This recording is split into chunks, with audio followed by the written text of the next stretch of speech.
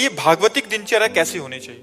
सुबह प्रातः कालीन उठकर भगवान को प्रणाम करके भगवान नाम जप करते हुए अपने पति और परिवार की अनुकूलता की पूजा करनी चाहिए।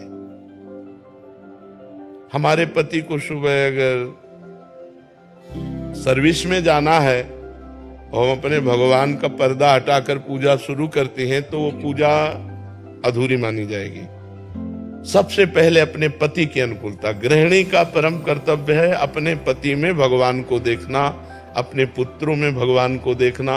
पुत्रों को स्कूल जाना है, पति को सर्विस जाना है, तो सबसे पहले हमारी पूजा की तैयारी होनी चाहिए। अपने पतिदेव को संतुष्ट करके खिला पिला के उनका टिफिन तैयार करके उनको भेजा, पुत्रों को स्कूल भेजा, फिर अपनी दिनचर्या। लेकिन ये दिनचर्या करते हुए हम नाम जप कर सकते हैं। हम रसोई बना रहे, राधा राधा राधा राधा, हम सोहनी लगा रहे, राधा राधा राधा, पात्र मार्जन कर रहे, राधा राधा राधा। तो गृहिणी की सर्वोत्तम पूजा है अपने परिवार की अनुकूल परिस्थिति उपस्थित करते हुए कहीं किसी भी तरह का झगड़ा, कोई परेशानी, किसी भी तरह की असंतुष्टता ना आते हुए नाम जप करते हुए करे। और जब वो चले गए तो अपने ठाकुर जी को उठाया, ठाकुर जी के श्रृंगार किया, ठाकुर जी की सेवा की, इस भाव से चले। अब वो ये ध्यान रखे कि भगवान सब में है, केवल मूर्ति में ही नहीं है।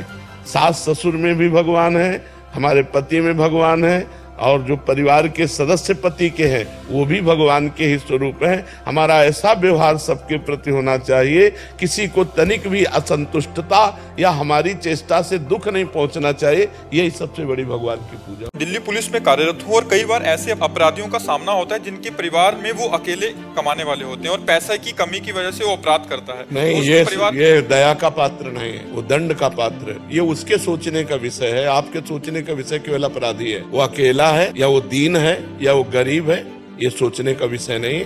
आपके सोचने का विषय केवल आपने जो अपराध किया उस अपराध का दंड देने का, उस अपराध का दंड देने तक पहुंचाने का ये मेरा कर्तव्य है। मैं अपने कर्तव्य का पालन करता हूँ। तुम अकेले हो या 100 हो, तुम गरीब हो या धनी हो, इससे कोई तात्पर्य नहीं। उसमें दया नहीं करनी चाहिए। हाँ, इसमें एक गुंजाइश हो सकती है, यदि वो अपराधी आपसे विनय करता है और आपको पक्का समझ में आता है कि अपराध तो बन गया इससे, लेकिन आपराधिक प्रवृत्ति नहीं है इसकी। कभी कभी ऐसे भी लोग होते हैं जिनकी आपराधिक प्रवृत्ति ना होने पर तात्कालिक संयोग से अपराध बन जाता है, वो समझ में आ जाता है। तो हमको उनको बख्शने की तो बात नहीं कह सकते, क्योंकि कानून के लिए न्याय। कोई मसला करे, इसको ही इश्क कहते हो। अपने प्यारे की याद में एक दिल की जो मैं ऐसा जानती, प्रीति किए दुख होए, नगर ढिंढोरा पीटती, अजी प्रीति न करियो कोई। भगवान के लिए ही प्रीति शब्द सार्थक है। संसार में तो सब लोग किए हुए हैं, हाथ कुछ नहीं लगता। प्रीति की सार्थकता, प्रेम शब्द की सार्थकता भगवान पर है। जब भगवान की याद करके रोना आने लगे, इतने दिन हो गए आप मिले नहीं,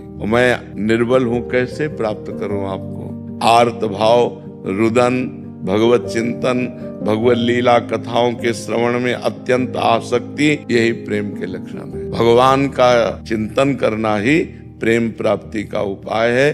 भगवत प्रेमी महात्माओं का संग करना ही भगवत प्रेम प्राप्ति का उपाय। 150 से वैदिक पुरुष से पुरुष संबंध हो गया। ये आपकी कोई उपज नहीं है, ये आपकी कोई मनपसंद बात नहीं। आपके दिमाग में पूर्व प्रारब्ध वसात ये संस्कार है, तो इस संस्कार को जीतने के लिए मनुष्य शरीर मिला है, इसी संस्कार में मिट जाने के लिए नहीं मिला है। अगर आप जीतते नहीं है, कितना गंदा स्वरूप आपका होगा, चाहे वो बहन हो चाहे भाई हो। आप विचार करके देखो, उसके जीवन का मतलब क्या रहेगा? केवल मनोरंजन। और ये आप में ही नहीं है, लाखों बच्चों में है। अगर आप पुरुष संयोग ना करें तो स्त्री से आपकी आसक्ति नहीं है, तो आप एक भगवत प्राप्त महापुरुष बन सकते हैं। अच्छा, थोड़ा विवेक से सोचो, आपने ऐसा किया भी, क्या मिला आपको? केवल डर मिला और चिंता नहीं, और कोई सुख तो मिला नहीं। तो मुझे लगता है यदि आप थोड़ा भगवान नाम जप करें और इसे कंट्रोल करें, क्या है भाई, कौन सा सुख है? दुर्गंध और मल भरा हुआ है, वहीं से तुम्हारी रति है। हाँ, इसको सुधारा जाए। अगर बचे हैं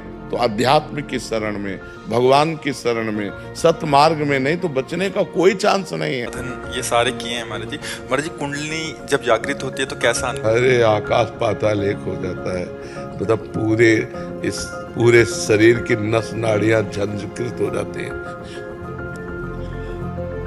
मतलब जब उत्थान करती है तो एक एक बीता शरीर उठ जाता है आसन से, पद्मासन लगाए बैठे आसन से उठ जाता है, पूरे शरीर की झन, मतलब आपको देख के लगेगा इनको प्रेत आ गया है क्या, आग पैदा हो जाती है, आग पैदा हो जाती है। और क्या, जब भगवान में चित्त जोड़ दे तो परमार्थ की हर स्थितियां जागृत हो जाती हैं। भगवान कहते हैं जो निरंतर मेरा भजन करता है उसकी बुद्धि को योग मैं प्रदान करता हूँ, तो सब जागृत हो जाती है।